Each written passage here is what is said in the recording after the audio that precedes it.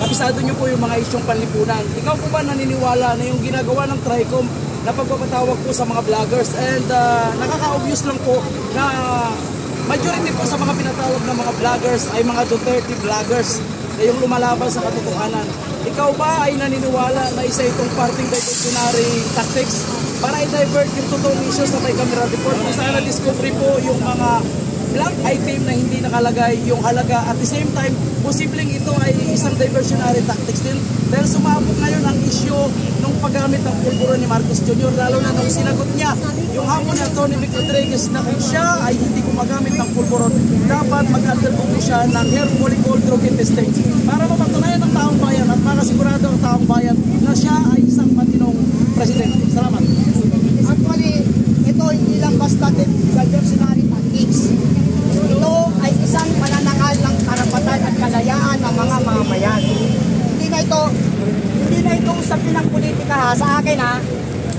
Hindi na ito usapin ng politika. Usapin na ito ng bayan at mamamayan. Usapin na ito ng sobrang kahirapan at sobrang pananakal sa ating mga kalayaan at karapatan magpahayag ng katotohanan. Tungkol yun sa sinasabi mo na yung mga blank-blank, against constitution talaga yan. Labag sa batas. Labag sa batas yung nangyayari sa mga blanco na yan sa budget, national budget natin. Kasi bakit naka-blank yan? Karamihan naka-blank. Ngayon sabi nila wala daw blank. Ang kabilang panig nagpakita ng ebidensya na may mga blanco. Ngayon kung sinasabi nilang wala, magpakita rin sila ng ebidensya, black and white, document tayo. Dapat yan, black and white yan, hindi basta sinabi lang na wala namang blanco, pero wala namang ebidensya. Yung kabila nagsabi may blanco, pero may inilabas na ebidensya. Asan ang katotohanan doon? Doon tayo sa physical evidence. Doon tayo sa concrete evidence na merong dokumento.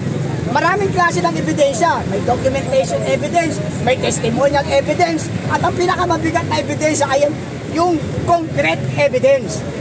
Ngayon, dahil ito ay usapin ng mga dokumento, document evidence ang dapat na presentasyon. Ngayon, kung wala may pakita sila na wala talagang blanco, dapat pag-usapan niya ng maigi. Pangalawa, bakit kailangan blanco? Bakit nagkaroon ng issue na blanco? Kapag may apoy, may sunog yun. Ngayon, nagkaroon ng issue. May possibility na talagang may blanco nga. Ang tanong, bakit kailangan i-blanco? Paano kung ilagay mo dyan trilyon? Ano mangyayari sa kaban ng bayan? Maaabuso. Kawawa ang mga mayan. Kawawa ang mga... Pati nga kapulisan, binawasan pa ng ano yan, sahod, di ba? Makaranas sila ng ganon. Masalimot itong nangyayari na to. Kasi dapat talaga ang mga politiko natin ay gumagalaw o naglilingkod sa mamamayan. Hindi dapat sila ang maging ugat ng kahirapan. Pansinin nyo, nagkakagulo sila, tayo nagugutom. Bakit? Dahil na napapabayaan nila ang mga tunay nilang mandato. Masyado na silang namumulitika. Nakakalimutan na nila ang pagsiservisyo sa mga tao. Dahil politika ng politika. Dapat tigilan muna ang pamumulitika. Tignan muna nila ang pagtaas ng kuryente, pagtaas ng tubig, pagtaas ng presyo ng bigas, pagbigay ng pagmataas na sahod sa mga labor, sa mga manggagawa, sa mga ating kapulisan na nalalagay sa panganib ang buhay. Yan ang pagtuunan nila ng pansin. Bigyan nila ng tamang pamamalakad ang ating pamahalaan. Huwag naman masyadong namumulitika. Kawawa ang bayan at mamamayan. Sir, dahil napakarami mong sinabi at alam naman natin na kahit ang sinasabi mo, katotohanan, yung mga dinidiscuss mo, ay totoong isyong panlipunan naman talaga. Ikaw po ba ay handang umarap sa TRICOM kung sakali? Diba sa mga group chat, ano ang sabi ko? Dapat hindi lang ang mga vlogger ang pinatawag. Pinatawag din nila ang mga reactor, yung mga nagre-react sa mga vlogger. Katulad ko, nagre-react ako sa inyo. Marami akong binibitiwang salita. Patawag din ako, bahagi rin ako. Pero ayoko nga i-recommend ang sarili ko dahil yan dapat. Sila mismo nagsasabi niyan, hindi mo dapat yan binubuluntir. Kasi karapatan mo yan. Ang karapatan mo ay karapatan ng mamamayang Pilipino. Lahat tayo may karapatan.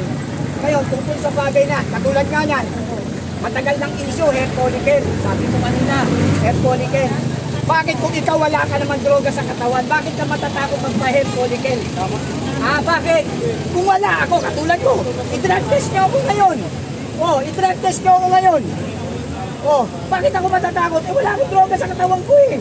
Lalo ikaw, Pangulo ka. Mas dapat you are the challenge ng Filipino people. You are not involved in any drug. Dapat ganun. Ganun ba? Ini-issue nyo ako. Pupunta ako dyan in public. Sige, kuhanan nyo ako ng kuhanan nyo ako ng buhok. Pag ako nag-negative, anong masasabi nyo? One for all, all for one. Hindi yung puro tayo, issue. At live na. Kaya natin. Sir, dagdag ko lang live. Payag ka ba sa live? Dapat live. Natural live. Kaya nga in public. Kailangan in public yan. Hindi pwede yung bigla ka nagpa-medical, papakita mo na lang eh. Negative ako, ayan 2 minutes lang, tapos na. 2 minutes lang. Hindi pwedeng ganun. Dapat pakita, may isang lugar, pagdadausan ng hair follicle test at hindi lang ang Pangulo. Lahat ng mga public servant natin, kahit tayo, pwede rin. Hoy, sama mga vloggers. Ako, payag ako. Lahat, challenge, lahat. Para pantay-pantay tayo. Hindi yung kumot ang BBM, tapos DDS. Hindi ganun, walang usapin ganun. Usapin na ito ng katotohanan ng bayan at mamayan. Masyado na rin agrabyado mga Duterte. Nung panahon ng Duterte, wala namang ganito. Lahat satisfied. Nagkaroon ng COVID, may ayuda. Lockdown tayo, pero nandun lang tayo sa bahay, may 8K ka. Kung panahon ngayon yan, mangyayari kaya? Patay ang tao, patay ang mamayan dahil puro buwaboy. Sir, sa tingin mo, bakit karamihan ang pinatawag sa TRICO may mga DDS vloggers? Kasi nga, akala nila, kaya nagsasalita ng katotohanan ng DDS dahil nasa panig ng DDS, nasa panig ng Duterte. Natural, personally nila yan. Lahat ng DDS, maimbestigahan. Pag inimbestigahan, contempt of court. Kernel na nga, active status sa polis, ipinakulong. Tayo pa kaya sibilyan? Active polis siya na. Merong institusyon, may PNP, may DILG, may nagtanggol ba? Hindi nila pinagtanggol yung nila. Rosa, salute sa senator. Pinagtanggol mo ang kapulisan mo. Yan ang tama. Welfare and protection of your man. Dahil pulis ka dati at dati kang pinakabataas sa kapulisan at nasaktan ka sa nangyari at nakita mo. Dahil ang kapulisan dapat mas proud sila dahil nagsasabi ng katotohanan si Colonel Grijaldo. Ang sinasabi nila na no work, no pay. Wow! Basahin nyo ang batas. Applicable talaga yan, no pay, no work. Sa mga iskawalag na pulis. Yung mga nakakulong na may kaso. Yung mga ni-rape, mga nang abuso sa power and authority. Yun ang mga pinuputulan ng sahod. Pero yung isang kapulisan na inimbitahan nyo bilang resource person para magsabi lang at magpahayag ng kanyang nalalaman at sinabi niya ang katotohanan, ikukontempt nyo. Tapos pinutulan nyo pa ng sahod. Pero wow. Sir, Kaya ako nagkagalaite kasi kung ang kernel na active police na abuso nyo ang karapatan, much more kami mga pangkaraniwan. May nagtatanong dito, bakit daw sa palagay mo hindi nila sinama si Capdado at si Colonel Meltran sa pagpamatawag sa TRICO? Brad, yan mga matataas na ex-militar natin yan. Mga dating sundalo, mga general, kernel. Pag pinatawag mo yan sa palagay mo, anong mangyayari? May mga sariling tao yan. Hindi natin alam kung ano ang mangyayari. Ngayon, to protect nila ang kanilang pamimersonal, hindi talaga iimbitahan ang mga tao na may kaugnayan at may kakayahang lumaban. Sir, nagtag po katanungan kasi ito kasi issue ng paggamit ng illegal na droga ay napaka-importante po sa ating bansa. Kasi unang-una, yan po yung isa sa top priority po na programa ng dating administrasyon. Ngayon sa mga tumatakbong politiko, kami kasi mga vlogger na nawagan po kami na dapat lahat ng mga tumatakbo po sa kahit anong posisyong pang-gobyerno o yung mga empleyado ng gobyerno, dapat mag-undergo po sila sa mandatory drug testing. So kahit ano, no? Kung lahat ay magawa nila mas maganda. Ikaw, palagay mo karapat dapat ba na lahat ng mga tumatakbo sa kahit anong posisyon man sa gobyerno ay mag-undergo ng drug testing?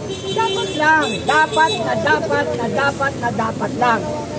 Dahil sa droga, may krimen. Ngayon, kung ikaw isang public servant, isang mataas na opisyal ng gobyerno at nagdodroga ka, sa palagay mo, magiging competent ka to serve the country o to serve the people? Kung meron kang drug sa katawan, iba na ang kaisipan mo pag nakadroga ka. Kaya nga mali yung pronouncement ng isang mataas na general na ginagamit lang daw yan pang ginseng. Lumakas tuloy ang loob ng mga adiktos. O ano ngayon? Ang daming patayan, ang daming kidnapan. Makita mo, sarili mo bahay, binabaril ka na lang. Oh.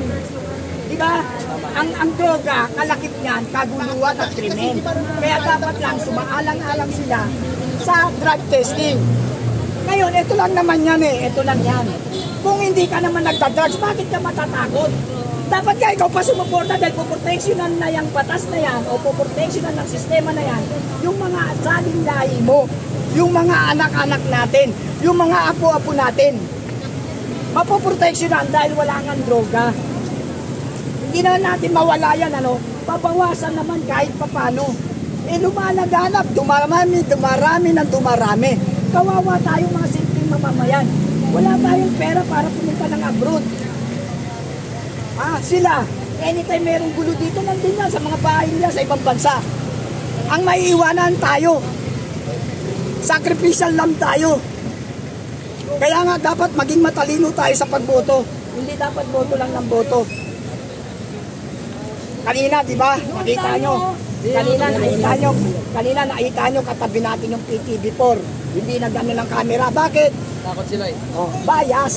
Yun ang tinatawag natin na bias. Itong mga vlogger, ito ang totoo. Kaya nga dapat ito sinusuportahan. Nila-like, sinasubscribe. Kasi nasa inyo nakasalalay ang katotohanan. Wala sa mainstream media. Lahat sila bayaran. Lahat sila nabibili ng pera. Sir, naniniwala ka ba na magiging... Congratulations sa 2,000 viewers, 986 pa lang nagla-like. Guys, abutin niyo po ng 2,000 like. Dapat sila maging patas. Actually, yung Supreme Court, nilikha yan